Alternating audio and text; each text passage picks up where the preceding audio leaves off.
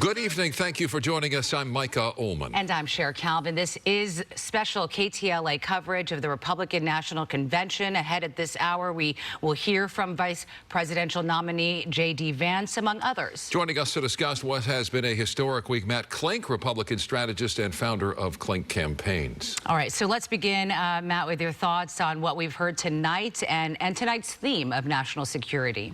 Well, again, it's all wrapped around the concept of unity, bringing the party together. But you've heard people, or speaker after speaker, make the case that Donald Trump is better for America's national security. Governor Abbott from Texas talking about the border.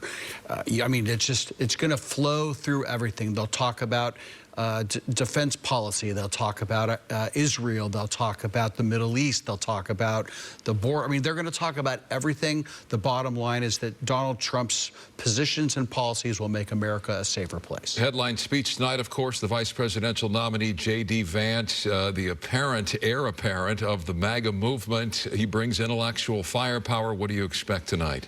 I think we're going to hear a really interesting speech. I've been told it focuses more on his background. I mean, we may know him, but most of America is going, who is this J.D. Vance guy? And he's going to talk about being raised in the Appalachia with, poor parents. Single parent, mother was a drug addict, raised by his grandparents, got his life together in the Marines. I mean, a real American dream, lift yourself up by your bootstrap story. He has only been in the Senate for 18 months, so yes, not many people know about J.D. Vance. They're hearing his name only now with the Republican National Convention, as you said. Is that a good thing or a bad thing that we don't know much about him?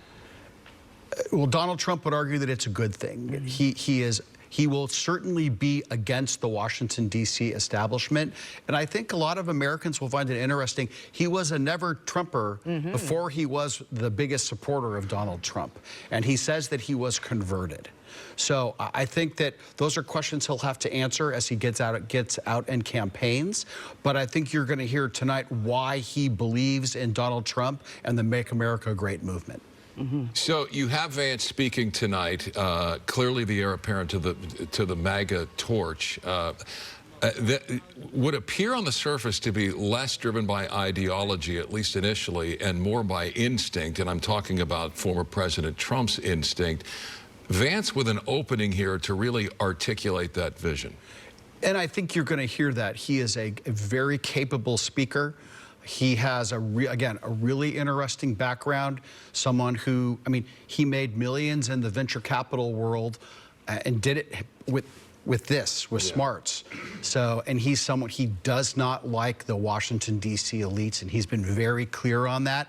And some of his positions are also ruffling some feathers in Washington, D.C. It would be interesting to hear if in his speech he actually addresses the fact that he made that 180 from, a couple of years back being a never-Trump person to now all of a sudden VP. Does he address that kind of, how that happened, how that transpired? I think he has to. Yeah. I think just as we heard Nikki Haley last night talking about for people who disagree with Donald Trump, they still agree with him more than they disagree.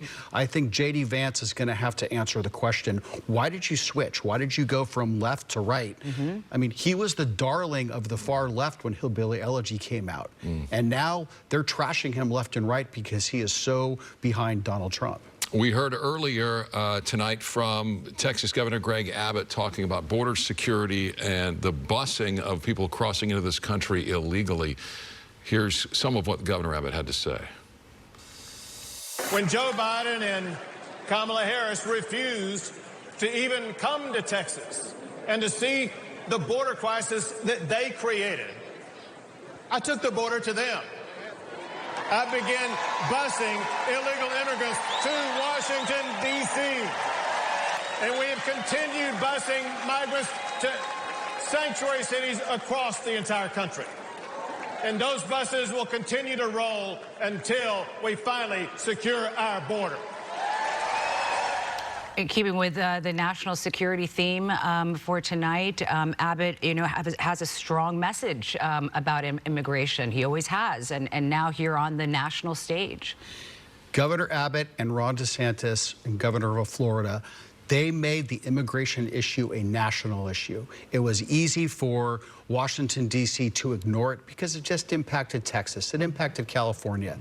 But they made every single state a border state by busing immigrants to Martha's Vineyard, to Chicago, to New York City. And so that those big city mayors and governors, they felt the financial pain of having to handle tens of thousands of migrants in their city.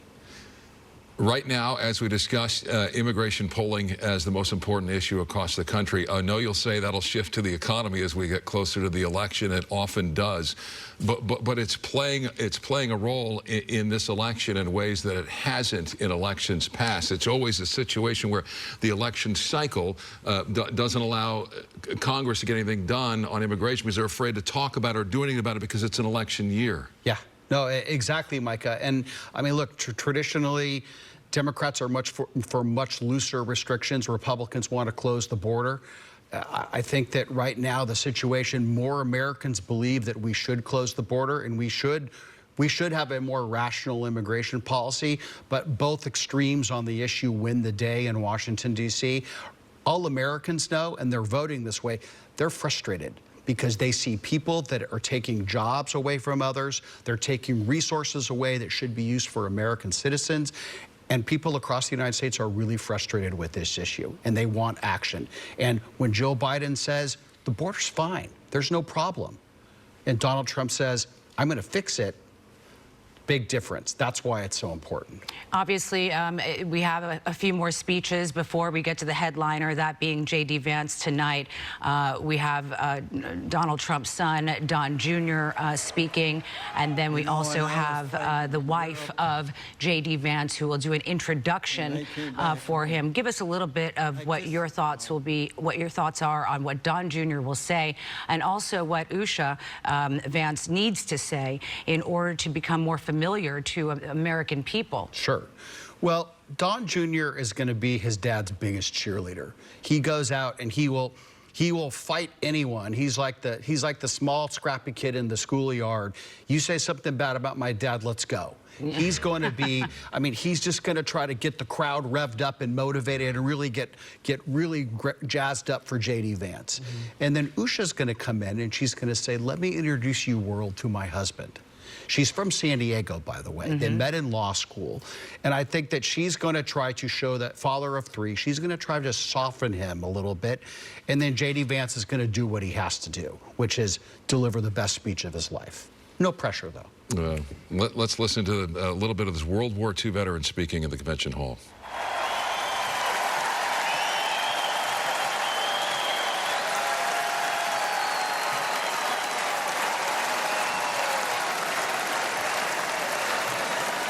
And I was stormed whatever beach my country needs me to fight again. God bless you. God bless our home and the United States of America.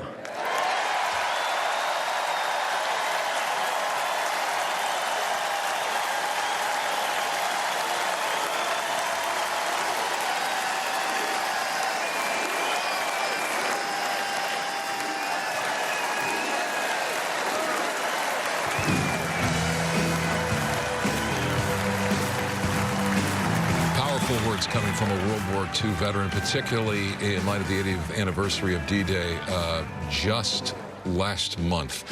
So much talk about what happened that day and how it frankly shaped the West and shaped democracy around the world. Anytime you have, and there are very few surviving members of World War II, of D-Day, a powerful message to be sure. Oh, this is probably one of the last conventions where that could happen because they're aging. Yeah. Yeah, a lot of them are going, you know, it's sad to see, but it's so powerful to see the veterans speak and address something as amazing as the RNC. I wanted to go back to the wife of J.D. Vance, who's really coming to the national stage, you know, for the first time. I mean, she did help him during his Senate bid and did some campaign commercials for him. So obviously she's used to the idea of what it's going to be like to be, if it happens, you know, second lady. But Melania Trump has not been around during this convention, and so if this were to lead to a Donald Trump election again, re-election, she would probably be the face, that woman, you know, more so than anybody else, because Melania seems that she wants to step out of the spotlight as first lady, and so we see someone like Usha coming up as maybe being that woman. Well, I mean, again, Sarah, she's younger. I think she will play a more active role, although they do have 3 kids, so that's probably a factor. But I think Melania is going to be there tomorrow night. Melania and Ivanka will be there when Donald Trump gives his acceptance speech. But you know, I mean, look, who knows what role Melania is going to play. I think that she didn't feel that she was covered fairly during the 4 years in office. There is a pretty grim discrepancy between how Republican first ladies are covered and Democratic first ladies are covered. I mean, for example, she's a fashion model, yet she's never been on the cover of a fashion magazine, unlike Jill Biden. Yeah. So, you know. Here it is, Don Jr., as anticipated, so delivered, addressing the convention here. Let's listen.